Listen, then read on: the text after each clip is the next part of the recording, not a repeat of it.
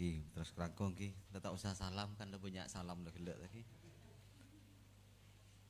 Saya sekarang memposisikan diri sebagai pembanding Zaos, baik pembanding dari peserta atau pembanding dari perumus. Soalnya kalau rumusan gede udah lumayan lanceng dan lebar.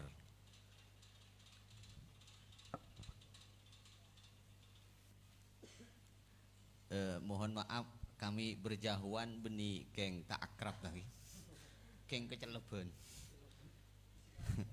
Cuma mau saya matiin tak saya, itu namanya toleransi. Makanya mendingan kula sing ngalah. Jadi nanti sampean pahami wah itu lo akrab punten. Justru kami itu satu lembaga Basul Masail PCNU Sampang. Beliau sekretaris dan kula ketua nah. Iya keng ketepadan mungkin kula pola. Oke, sekali lagi saya posisinya sebagai pembanding benih perumus karena bahasa rumusan keluk lanceng. Pembanding Zaos, kita kembali pada persoalan. Kalau saya amati dari jadi perumus kejak, kalau saya amati dari jauh ke teman-teman itu saya tidak pada.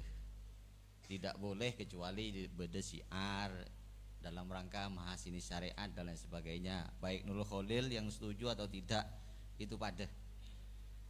Nurul Khalil lebih menekankan ini hukum asal tidak boleh, cuma boleh karena ini. Yang lain tidak boleh, tidak memandang maslahat. Tapi itu saya tidak tertarik. Jawaban itu lo tertarik sekali. Makanya saya sekarang sebagai pembanding. Satu saya awali karena ini saya pembanding. Yuk kita kaji satu persatu persoalan ini. Ada 2 poin yang perlu saya tawarkan baik bagi peserta dan yang lain. Status non muslim dalam perspektif negara bangsa, negara Indonesia nih kah ngereng kaji. Kenapa kok demikian? Perlu dikaji karena teks yang ada di fikih klasik ketika kita berbicara non muslim atau kafir itu pasti 4. Kalau tidak harbi, ya zimi, ya mu'ahad dan mustakmin. 4 itu. Ini merupakan kalau hemat saya ini sosiologis politik. Kenapa kok demikian? Itu urusannya dengan kekuasaan, ada yang berkuasa, ada yang tunduk.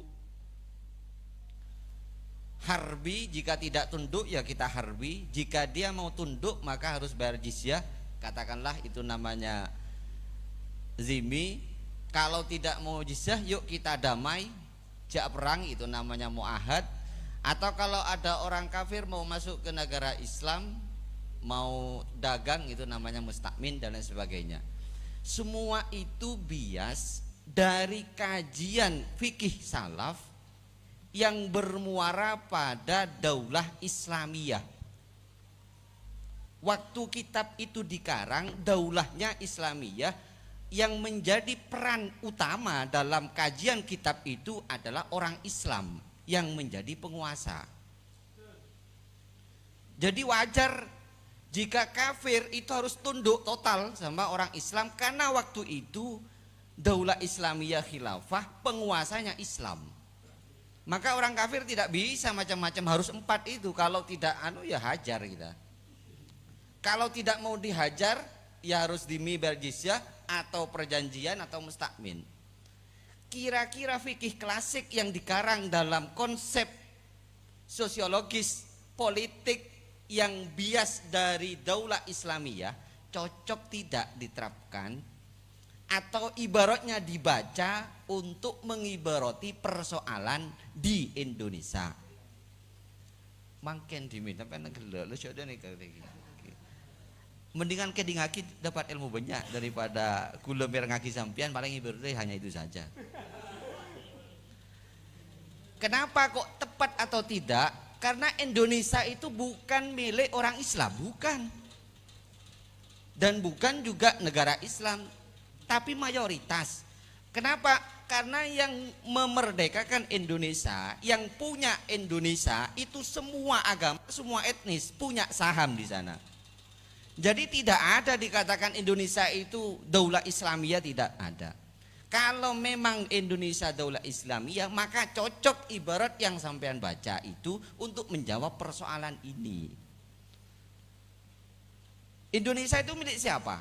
Tidak ada yang milik orang Islam juga punya saham, orang Hindu punya saham, ini punya saham. Makanya dikatakan negara bangsa atau negara Pancasila, atau dalam rumusan kajian NU itu dikatakan muwattinin, penduduk negara Indonesia. Semua punya hak. Jadi tidak ada diskriminasi, tidak ada 1, 2, tidak ada kelas A, tidak ada kelas B. Semuanya punya hak. Itu satu. Makanya ibarat sampean itu ya karena memang pelajar atau baru ikut ya wajar semangat, wah kafir dosa ya demikian. Saya juga kayak sampean dulu. Jadi nggak salah sampean. Kalau sampean seperti saya itu saya kelero. Jadi wajar untuk apa namanya, NU mempunyai ijtihad baru dalam Munas di Jawa Barat itu, bahwa orang non muslim di Indonesia siapapun itu bukan termasuk harbi, zimi, mustakmin atau muahad, namun dikatakan muwattinin. Kalau memang ada pendapat lain yang mengatakan itu harbi fi dhimati takmin, kita hargai, cuma tepat atau tidak.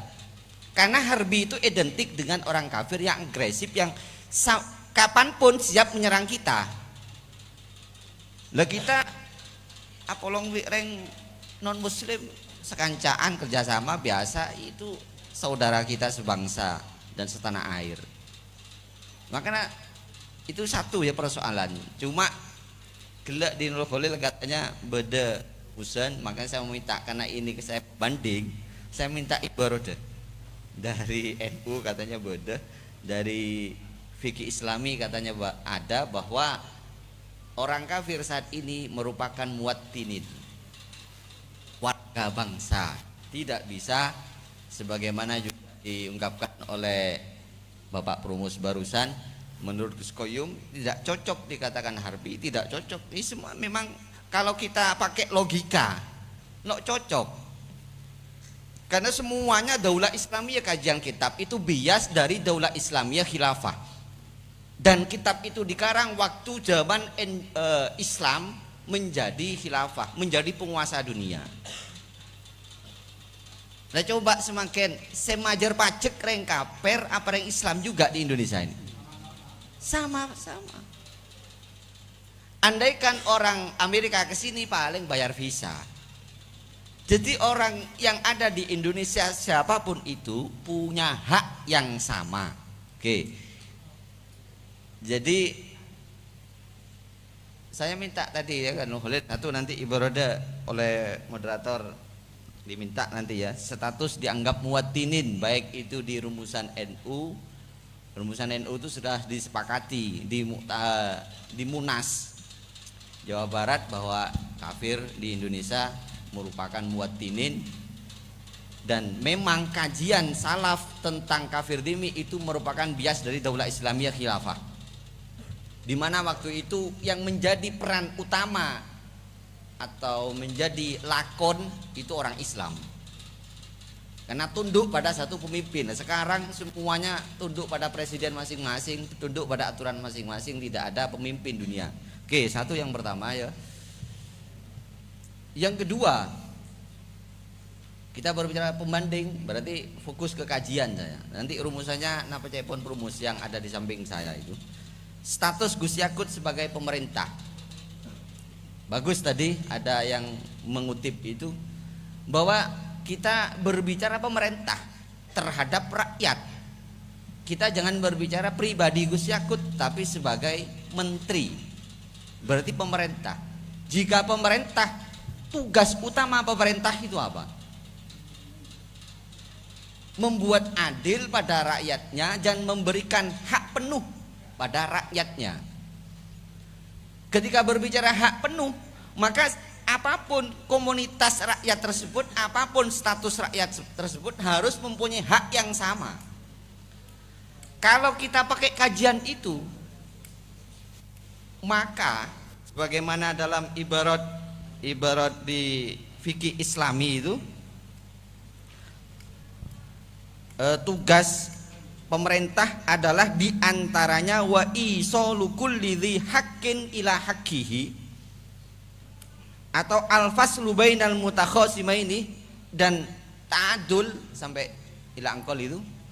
Maka mestinya pernyataan Gus Yakut itu bukan dihukumi boleh, tapi wajib. Bagaimana pernyataan Gus Yakut yang berstatus sebagai Menteri Agama dengan berstatemen melindungi warga Indonesia sekalipun status agama lain dan memfasilitasi, maka hukumnya wajib. Kan demikian kalau dia berstatus sebagai negara. Sehingga ibarat-ibarat sampean itu saya 2 jam gelek saya ngidingake sejam itu ya agak ada apa dari kegula ngidingake. Itu cuma saya sebagai pembanding perumus dan pembanding sampean. Nanti biar sampean dengan perumus, saya pembanding. Kalau memang Gus Yakut berstatus pemerintah, wajib dong mestinya. Lah kalau pemerintah itu mendiskriminasi, yang Islam dipersilakan membangun masjid ini, sementara yang kafir tidak dipersilakan atau bahkan dipersulit untuk membangun, berarti zalim, haram justru pada rakyatnya. Sementara Gus Yakut tadi dikatakan bahwa pembangunan tempat ibadah itu ada regulasinya. Berarti dalam hal ini Gus Yakut hanya menjalankan amanah undang-undang. Bagaimana hukumnya negara menjalankan amanah undang-undang? Ya wajib kan. Akhir kan lucu dikatakan boleh dalam rangka bermaslahat atau haram tidak boleh, lucu itu. Ibarat sampean jadi kelebun, pas itu ngemak guys itu ngebajingan. Sampean tak adil kebajingan, pakun kelero. Sekalipun bajingan tetap kudu adil. Kan demikian. Nah itu sekedar pembanding. Sekali lagi saya bukan perumus, pembanding. Saya silakan ke moderator. Terima kasih kami sampaikan. Ini yang kami pahami sebelum ke rumusan itu dari pihak Marel menawarkan